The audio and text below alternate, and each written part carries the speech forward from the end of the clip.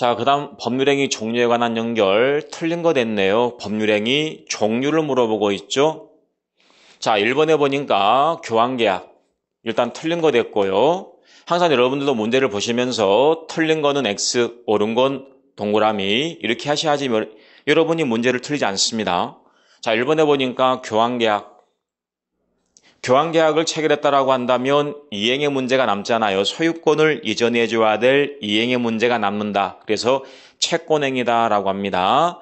채권 채무관계를 발생시키고 이행의 문제가 남기 때문에 교환계약은 채권행위입니다. 그 다음에 여기 보니까 계약의 해제 나와 있잖아요.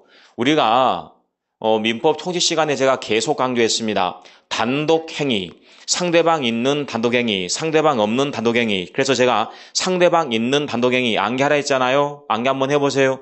동철이가 상추 먹고 취해서 채무를 면제했다. 해지. 상대방 있는 단독행위였죠. 그래서 해제는 상대방 없느냐 아니라 상대방 있는 단독행위죠. 따라서 정답은 2번인 겁니다. 그 다음에 3번에 보니까 지상권을 설정해줬다 이겁니다. 지상권을 설정해줬다. 더 이상 이행의 문제가 남아있지 않습니다. 처분행위가 되겠습니다. 임대차 계약 체결했습니다. 임대차 계약을 체결하게 되면 임차인은 차임을 지급해 줘야 되잖아요. 대가를 받기 때문에 무슨 행위예요? 유상행위가 되는 겁니다. 그 다음에 증여를 합니다. 증여는 가장 대표적인 편무계약이죠. 대가를 받지 않습니다. 유상입니까? 무상입니까? 무상행위가 되겠죠. 이런 식으로 보시면 되겠습니다.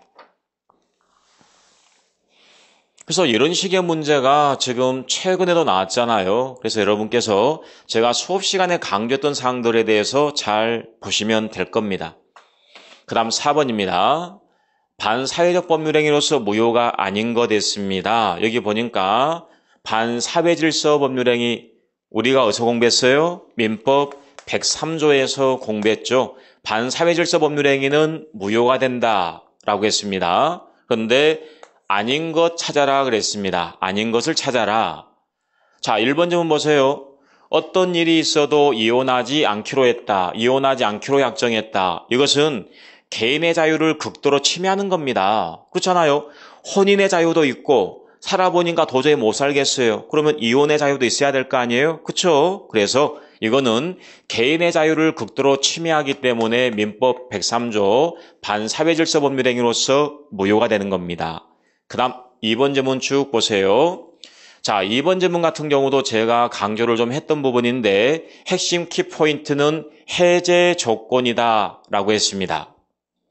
우리가 첫 관계 문제에서 첫 관계를 유지하면서 부동산을 준다. 이거는 무효입니다.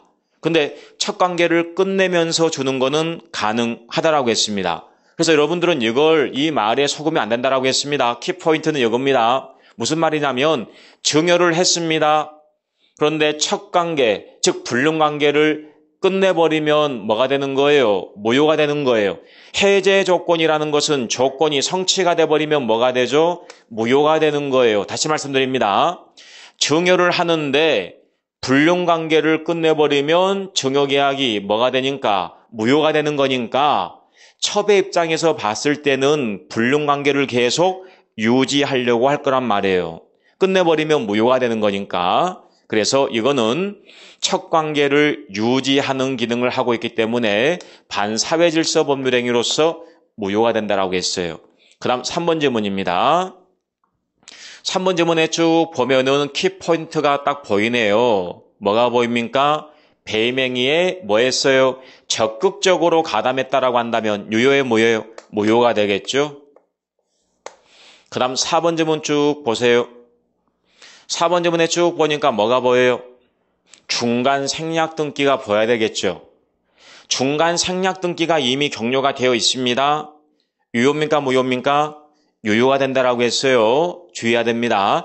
중간 생략 등기 금지 규정은 단순히 단속 규정에 불과하기 때문에 이미 등기가 격려가 되어 있다라고 한다면 이것은 무효가 아니라 유효가 된다라는 것, 이게 판례였잖아요. 따라서 정답 4번입니다. 그 다음 5번 질문 쭉 보세요. 5번 지문에 쭉 보니까 여기에 청탁을 했네요. 청탁을 했고 그에 따른 보수로서 고액의 금전을 지급할 것을 내용으로 하는 약정을 했다. 한마디로 말씀드리면 뇌물을 주기로 했다. 뇌물을 받기로 했다. 그 말인 거예요. 허용돼야 되겠습니까? 안 되겠죠. 이것들은 다 정의관념에 반하는 것들입니다. 따라서 무효가 되는 겁니다.